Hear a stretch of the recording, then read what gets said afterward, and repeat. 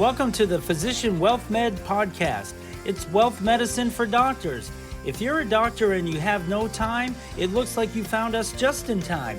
This podcast is for all doctors who would like to work on their personal wealth, but do not have traditional hours to do so because they have no time. We're here to jump into topics that will help you address your wealth both inside and outside of your practice so that you can live the life of significance you're dreaming of. You'll hear from your peers, you'll hear from industry professionals, and your host and wealth advisor, me, Kevin Sullivan. This is your time. Now let's get started with today's podcast.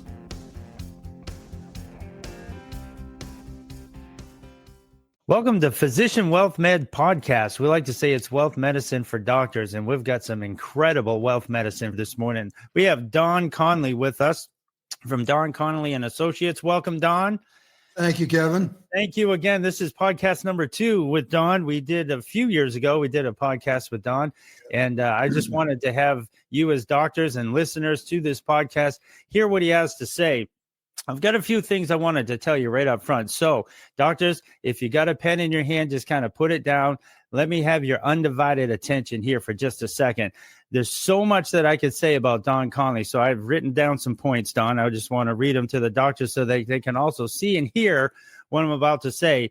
He's had an expansive career of over 45 years, and he's been the keynote speaker with probably most every single firm on the planet, right? I mean, as far as you're traveling, he's sought out, and you get to the point in your career where you are sought out, and he's highly regarded in the investment community. Don is the master of putting markets and life into perspective with the insights, experience, and knowledge that he brings to the table. I started following Don's insights back in the late 90s, and I've followed him ever since. And he's made me a better wealth advisor. And I want you to really hear that. He has made not only me, but countless of thousands of other advisors a better advisor, 100%. And in my day-to-day interactions with clients, inevitably, I'll recall something that Don has said in the past that I can use at a moment's notice to put perspective for my clients. And that's priceless.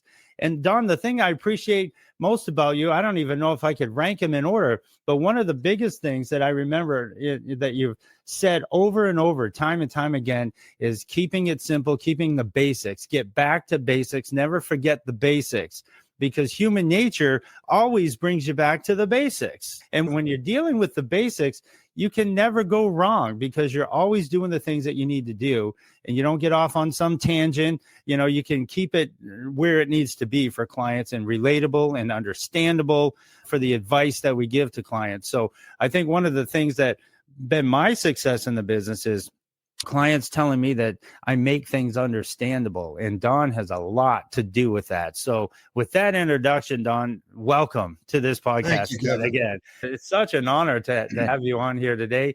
And I wanted to have him on here today to continue to talk about, some things that are pertinent to doctors as you go through life and you see the headlines on TV and the tariffs. And I thought Don would be an excellent choice to help put some of that in perspective. So I wanted to have Don talk about the headlines and things that distract investors. And really maybe this phrase, Don, is it always different this time? When you turn on the news, is it always different this time? Are we always in unprecedented times? So maybe if you could jump right into that. Well, welcome to everybody, and thank you for having me on. Everything's different, Kevin. Nothing's changed. Mm-hmm. Every generation has an apocalypse. It might be now, it might be tariffs, it might be the election, whatever it is. 20 years ago, it was 9/11. And 20 years before 9/11, generational, it was, some of you will remember, if you're old enough to remember, high interest rates. Mortgage rates at 14%, CDs paying 17%. People, though, I love those 17% CDs. They forget the pain they went through to get there. 20 years prior to that, Kevin, it was John Kennedy. 20 years prior to that, it was World War II. 20 years prior to that, it was World War I and the Depression. So every generation has a 9/11 type event. That it just totally gets us off focus. I can sum up, I can end this podcast right now with one comment. There you go. I was a young stockbroker. Actually, 45 years is complimentary. It's more like 60 years. Yeah, I'm 80 years old in a couple of months. Yes, sir. The day I was a young stockbroker at EF Hutton in Boston, I came back from training. I got my license. I sat down. My first day in production, Kevin, the Dow closed at 874. It's now at 42,000. And I've been worried every day since. I worry every day about the market. It's going from 800 to 42,000 in my career. So enough said, right? That's right. Keep your eye on your goals. Focus on the destination, not the journey. I think. And thank you for joining our podcast today. This has been Don Connelly. I'm just, hey, there's a lot of truth. You might need to say that again. Just do that comment again. Well, the day I got licensed as a young stockbroker, back in the days we was called stockbrokers. And I was a young kid in Boston, 22, probably years old at the time. And I'm also ready. The Dow closed at 874. And today it's at 42,000. Amazing. And I've been worried every single day. My clients have been worried. We're all worried every day. But, Alan Abelson, who passed away a couple of years ago, wrote a column in Barron's called Up and Down Wall Street. And he had an analogy one day that was so true and so timeless. He said, imagine a person walking up a hill with a yo-yo, playing with a yo-yo, and not watching the hill. The person's going to see the up and downs of the yo-yo, not realize he or she's gaining ground. Are you gaining ground? I don't know. Why? Because I'm watching the yo-yo. Well, get your eye off the yo-yo, get it back on the hill. The yo-yo is the headlines. The hill is the market. If you don't watch the trend is your friend, is the old cliche. The trend is up. The day I turned 60, the Dow was 10,000. The trend is up. And it just keeps going up. But if you get so close to it, you can't see it. You're caught up in the day-to-day craziness. So the moral is don't listen to the short-term noise. Focus on your goals. Your job as an advisor, I don't want to tell you your job, but I don't think you manage money as much as you manage behavior. Yes. It's your responsibility to help your clients set their goals and hold them accountable to those goals are achieved. And it's hard to stay in your lane. It's very difficult. Yeah. And so the one way to do that, it's like being seasick. You don't look at the water, you look at the horizon. Focus on your goals. Everything else is white noise, I assure you. Absolutely. Everything. There'll be a 9/11 in 20 years. Trump will be gone. There'll be somebody there, and it'll be the same thing. It'll be different, but it'll be the same thing all over again. That's right. Yeah. I know one thing that I find in working with physicians and doctors is that they don't have a lot of time, to do what they need to do. And so sometimes when you have lack of time, you make irrational decisions because you're just trying to get something done to move the needle. But what would you say to doctors that are just so super busy working in the practice, they can't lift their head up to maybe work on their personal wealth in the way that they should? Well, a couple of comments. My brother-in-law is a retina specialist. He literally, when he's not doing surgery, sees as many as 50, 60, 70 patients a day. He has no time. He spent his time in the beginning finding an advisor he likes and trusts. So he's hitched his wagon to this advisor. They've got now probably a 30-year relationship. But he doesn't worry day to day, trusts his advisor. So I think what somebody has to do is I think people looking for an advisor are not looking for information. Doctors aren't necessarily looking for information. It's the same when a person goes to a doctor. Not looking for information, looking for someone they can trust. I've had surgery, I've had AFib, and I've had ablations, and I've gone through all. I have to trust the doctor. It's the same in our business. If you have an advisor, if you don't like him, you don't like her, get a different advisor. But three things have to happen to hire an advisor. You have to like the advisor, trust the advisor, and think the advisor is smart, providing good solutions. My brother-in-law has that comfort. He trusts his advisor. And they've become great friends over the years. And their kids grew up together, and it's a great relationship. Other people have bad relationships. They get burned. It's time to move on. But you can't, as a doctor, you can't have it's like having two jobs. You can't do that. And you can't run it yourself. For God's sakes, you can't run your own money. I tell people I'm 79 years old, soon to be 80. I've had my hair cut once a month for 79 years. I don't know how many haircuts. That's a lot of haircuts. Kevin, when the guy's cutting my hair, I look in the mirror and I watch him cut my hair. Yeah. So I've watched my hair being cut 12 times a year for 79 years. I still can't cut my own hair. That's a good I don't think point. people watching a financial advisor can run their own account just because they watch the financial advisor and they've got access to the same information. They've got the internet and the television and, well, I've got all the information. It's not knowledge. Right. Get an advisor you can trust, a behavioral coach. Right. It'll hold you accountable. Right. I know I've heard it say, information leads to knowledge, but then wisdom is what you do with all that knowledge after the fact. Yeah, someone told me knowledge is knowing a tomato is a fruit. Wisdom is not putting it in a fruit salad. Now that's what I like right there. See, this is what you're missing, doctors. This is stuff we've heard for decades. It's so great to hear this because it puts things in perspective. And that's the whole point. I remember you were talking one time about if you want to get from point A to point B, you could walk and it'd take you the longest time to get there. You could drive, but you want to select the appropriate vehicle to go from Maine to California. You'll get there faster if you fly. Cool. The analogy I use is you say you're in New York City, you're driving to Miami, you're driving to anywhere. And you're stuck in New York City traffic, God forbid, and a kid on a bicycle messenger goes zipping by. You're not going to sell your car and buy a bicycle and continue to Miami on a bicycle just because he beat you for a block or two in short-term traffic. Right. So you stick with the plan. That's the hardest part is having a plan and sticking to it. No, that's it. Because I know a lot of doctors, once they do start to pay attention and get a little bit more proactive with their wealth, great things happen. And that's just the part of being proactive with what you're doing versus reactive. Well, you get rich slowly. Yeah. I'll use my brother-in-law, my doctor brother-in-law as an example. Every time he's gotten burned, Kevin, he got out of his lane. Someone talking about buying land in Florida or doing this or doing that. And he gets into something he doesn't understand and gets burned. Right. And that's it. Stick to your knitting, right? As my generation would say, stick to your knitting. Here's a question that I didn't put out to you before the podcast, but I'm thinking of it as we're talking. You're 79, turning 80, and you still love what you do. Do you have any advice or thoughts about doctors that have already transitioned maybe into retirement, but yet what does that lifestyle look like for them and how they can stay active, maybe in what they're doing? But just because they love it, I'm sure it's a passion of what they're doing. But what does retirement look like on the other side of where you once were? Well, I'm not a candidate for retirement. I'm going to retire. You're not going to drag me out with my boots on. But that's it. The reality is we don't retire from, Kevin. We retire to. Yeah. Too many people over the years have retired and slammed the brakes on and died. I mean, Joe Paterno and Lyndon Johnson and Bear Bryant, and the list is endless. So I think one thing is find something we love to do and continue to do it. My cardiologist is now getting older. He's built a good practice over the years. He is now not seeing patients anymore. He's still the chief cardiologist at the local hospital. He's still running his own practice, running the business. He's not seeing patients. He's cutting back.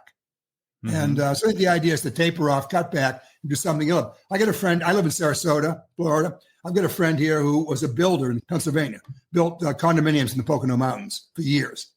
He's an amateur pilot. So now that he's retired, Kevin, once or twice a week or whenever he gets hired, he'll fly fishermen down to the Keys, go fly him somewhere to fish. Keeps his hand in the game. We can't, if you retire, we cannot sit on the couch. And doctors are pretty active people. I admire doctors for the lifestyle. They're trim, they're fit, they're in good shape. But just stay active. I walk 5 miles a day, rain or shine. It's the best thing I can do for me. I've got some issues. I got some old man issues. But I still walk every single day. And so retirement to me is doing something you love, whether it's teaching at night school or writing a book or gardening or I tell doctors, I think a lot of doctors, I talked to a doctor friend of mine recently who is a great golf. He loves golf. He was going to retire and manage his own account, pull it from his advisor, run his own money and play golf. And I said, do you realize if you manage your own money, you'll never get good at golf? You aware of that? Right. Yeah. So forget the managing money. You don't need that stress. If you like to travel, you can't manage your own money and travel. You've got to have that relationship and find something you love, focus on it, and just retirement's not an objective for everybody. Retire to, not from. Yeah, I like that because golf takes repetition, focus, and you got to spend some time there. So does managing money. But I know one of the things that I talk a lot about is knowing where you stand. Nobody in this day and age should ever have to wonder in knowing where they stand for their financial goals, no matter where they are, because of all the tools and technology and ways that we can communicate with people. Talk about the importance of maybe knowing where you stand so you have a baseline or a foundation to build off moving into life. Well, you got to know you got to have a plan, first of all. It's like going to a mall and you want to get to the shoe store. You go to a mall map. You're here. You want to get there. This is how you do it. That's financial planning. Where are you now? Where are you going? How are you going to get there? But you got to stay on the plan. I don't mean to frighten anybody, but if somebody's 45 years old and gets paid once a month and wants to retire at age 65, they've only got 240 paychecks left in their lifetime. A 50-year-old has 180 paychecks left. You're not going to save a lot, 180 paychecks. So have a plan. You know, they always say it's cliche, but it's true. You can save and spend, or you can spend and save. The people that spend and save work for the people that save and spend. That's it. Yes. You got to stay. Just make sure you don't need to look at the numbers. Let the advisor worry about the numbers. Where are you on your plan? Yeah. You know, I find most people just want peace of mind. You agree with that? Absolutely. We want to educate our kids. We want to pay our taxes. We want to retire. We're not interested in ETFs or SMAs or managed money or yield to maturity or downside capture. That's not our thing. When I sit with my doctor, say before an ablation, I recently had an amulet put in. I listened to the doctor and I had to make a decision. Do I trust this doctor? And I'm going to stick with it. He's got a plan. And he said to me, I've done this 5,000 times. And I said, good for me. Good enough for me. Yes. So I trust him. So it's getting a plan, trusting the plan, checking in periodically. I don't know how often you do client reviews, probably 3 or 4 times a year. Oh, absolutely. And just make sure you're on the plan. Yeah. Don't worry about stock A or stock B or this price or that price. Don't worry about your overall net worth in the plan. I remember getting into the business when I was 23 years old. Who listens to a young kid at 23, right? Had to fight that battle. But then as I started a couple years in, I've seen your life over and over through the eyes of my clients. And now 36 years later, it might be new for someone that's transitioning into retirement or the sustainability of retirement. But now we've seen it thousands of times over the past 36 years. Your life played out in front of us through the eyes of our clients. So it might be new for the doctor going through it for the first time, but yet we've seen it like 1,000 times over in the last 36 years. And just like with them in their medical profession, they've done that surgery, like you said, 5,000 times. And that's the answer that you want to hear for sure. Not someone that said, oop, I just started this last year. Let's stick with golf for a minute. Let's talk about cataract surgery. Say you're going to get cataract surgery. You've got the cattle shooters, they call them, the big companies that do, the guy did my eyes, did 100,000. He did 100,000 procedures himself. Wow. Or you got the specialists that do less. And the specialists will say, well, you don't want to get caught up in the cattle shoot. But I would say to you, well, let's look at it from both points of view. Let's say we have 2 golfers of equal ability. One plays 36 holes a day, one plays 9 holes a week. Who are you going to bet on? So you want that repetition. Someone has done it before. And I don't think being young, by the way, is a handicap. Because the young doctors are the most highly trained, tip of the spear. And when I was a kid, people say I was 22, I think. People say, you're awfully young. I say, yeah, but I'm working every day and getting older. I'm working hard and getting older. That's it. But the highest paid people in America are young, Kevin. They're athletes, they're entertainers, the LeBron Jameses of the world. They're fabulously wealthy people, and they're young. So talent's ageless. A talented doctor is ageless. That's good. No, that's a great perspective in that. Absolutely. What other things would you like to cover today? I'm just going to give you the open mic here today. How much time do we have? You asked me about tariffs. We talked about tariffs on the phone. Yeah, please. Go ahead. I'll make one comment about tariffs. Don't worry about them unless you're invested in stocks, agriculture, whatever, that they're going to be affected by tariffs. The tariffs represent 0.3 to 0.4% of our economy typically. And it'll be 80, 90 billion, whatever's a year. It's unusual for them to get over 1%. But the analogy I use with tariffs is imagine you're standing on a dock at a big lake and you throw a couple rocks in the water. It's going to cause some ripples. It's not going to raise the level it's not going to disrupt the lake by any means. So again, tariffs is just one more thing to worry about. Don't worry about tariffs. Right. Worry about staying healthy and focusing on your goals. I will make that comment. I have a new passion. Yes. I don't want to get carried away on a sidetrack, but healthcare. I just came off 3 years as a caregiver. My wife's dad died at age 96. He had 95 great years, 1 miserable year. We were caretakers for 3 years. I had no idea of the financial toll, the emotional toll. So I began to focus, I get pregnant women, sees other pregnant women, right? When I buy a black Escalade, you see black Escalades. Well, now that I was a caregiver, I'd see other caregivers. Right. I had friends give up their careers to take care of their parents. The emotional toll on a family is enormous. Even if you can afford help to come in, it's the planning of meals. It's very time consuming. So I said to him, I found out nothing can disrupt a financial plan more devastating or faster than an unexpected long-term care event. Now, statistically, Kevin, of all Americans over 60 or 65 years or older, 7 out of 10 are going to have an event. So where are you going to put yourself, Kevin? With the 7 or the 3? That's it. Probably the 7, right? You're going to have an event. Now, it just gets crazy. Today, it's $10, $15, $20,000 a month. So where does long-term care policies come into play? I don't care how wealthy you are. I don't care how much money you make. If I say to you, Kevin, all of a sudden you got an expensive $10, $15, $20,000 a month, that's going to bite. Yeah. So my new thing, my new crusade, about 11% of Americans own long-term care policies. Buy one, get one.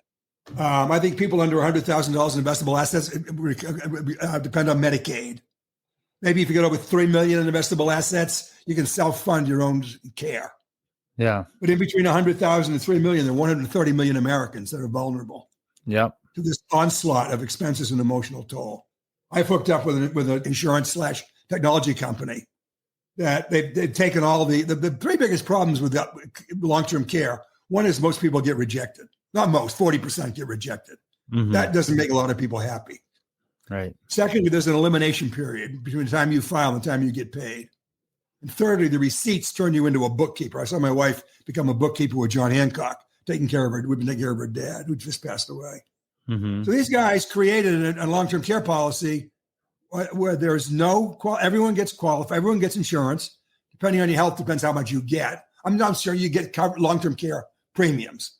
Right. If you put $100,000 in an annuity, there's $100,000 right there for care. If it becomes an annuity and you keep it for wealth generation transfer down the road. But that's so you can get as high as 3 times the amount you put in the annuity. That's important. There is no elimination period. As soon as the claim is approved, people get paid. There are no receipts. Nice. So it's taken all the angst out of long-term care. Yeah. And I'm involved with them. On the day that you need to use it, the last thing you want to do is just figure out how it works and read the fine print and where's the phone number and what kind of receipts or reimbursement that I have to. You can't send in fee. You got to scan receipts, not send receipts in. It just never ends. It never ends. Right. My father-in-law wanted in his last few days, he wanted somebody there. We had a nurse come in, and actually a certified nurse's assistant, CNA. And he wanted someone there when he woke up during the night. He could afford it. So he said, I'd like someone here at night when I wake up, help me get into the bathroom, whatever. Kevin, in Sarasota, it's $38 an hour for a CNA. If you price it out at 24 hours a day, that's $330,000 a year, hard cash out the door. Man. That wrecks plans. It does. There were 3 ways you could buy long-term care. I like the chassis, and what I'm talking about is an indexed annuity, indexed to the market. So I love it. You can do life insurance, you can do annuities. You can straight out buy a policy. Yeah. But everybody listening, and if you've got patients who are caregivers, tell them they got to buy it for themselves so it doesn't become a burden to their children. Yeah. So I will stop ranting. No. There's a phrase that says you can be certain that something uncertain is going to happen to you in retirement. It's a certain thing that you have to go through. If nothing else, you're a caregiver for your own parents at some point. And that's true of long-term disability, which I'm sure you have for your clients. Yeah. Say to somebody, make the math easy. Somebody earns $100,000 a year. They're 40 years old, want to retire at age 65. They're going to earn $2.5 million in the next 25 years. That's their earnings. They're a machine cranking out $2.5 million. What do you do if the machine breaks? Yeah. That's disability income. All those things are building guardrails around the plans that you build. Life insurance, long-term care, disability income. Those things are really critical. It's, and again, I don't want to pontificate, but financial planning has many, many prongs. Most financial advisors, Kevin, stop at retirement planning. Don't talk about risk, state wealth transfer, all of these other things. The risk of a stroke, of a heart attack, of disability, of whatever. That's all part of financial planning. It's not just retirement planning. Yeah. And whose checkbook do you want to have the check written to, or what account do you want? I don't care how wealthy you are. It's going to bite. It's going to bite. That's right. So you could either retain the risk, you could transfer the risk, or share the risk. That is so important. We had Dr. Tom Davis on a podcast just not too long ago, a few months back, that talked about disability income for the doctors. And he's a direct recipient of why that was so important. So he said in the podcast, he says, run, don't walk, stop what you're doing right now and forego your lunch even to check into it. Because he goes, I was super healthy. He was like 46 at the time or so when everything started to happen. So I've got a friend who's a surgeon. He can't operate anymore. Yeah. He's hurt his hands. Yeah. These are great points from Don, how to make the money, how to stay the course, and how to retain the money. It's so important. If you're thinking about generational wealth, it could all stop at a moment's notice if you have a long-term care event. It could really put a monkey wrench into what you're doing. So these are very important topics. Don, I want to thank you for that today. I wish we had more time. Thank you, Ken. We could go all day. Don, he's just a wealth of knowledge, wealth of perspective. And I hope you can see that and hear that in his voice and his passion and what he does.